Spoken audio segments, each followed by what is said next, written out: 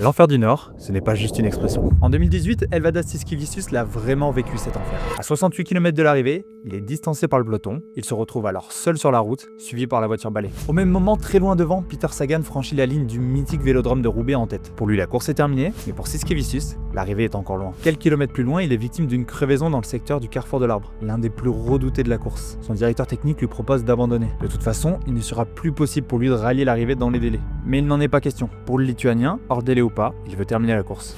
Ah le fou, il est fou, il veut finir. Il m'a dit je finis. Donc bon, voilà, il va finir.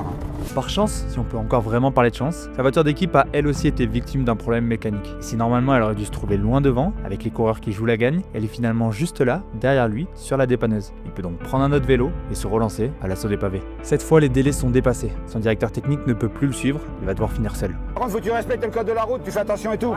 Et il finira. La preuve, cette image. Une photo du coureur lituanien faisant réouvrir la grille du vélodrome pour pouvoir passer la ligne. Il expliquera « Je n'ai pas abandonné par respect pour l'organisation. Paris-Roubaix est un monument. Mais la belle histoire ne s'arrête pas là. D'ailleurs, si tu aimes les histoires de sport, pense à t'abonner. » Un an plus tard, pas traumatisé par son expérience, il revient se frotter au pavé du Nord avec un seul objectif, finir 1 heure plus tôt que l'année dernière. Objectif qu'il réussira très largement car il prendra au final la 9e place de l'épreuve.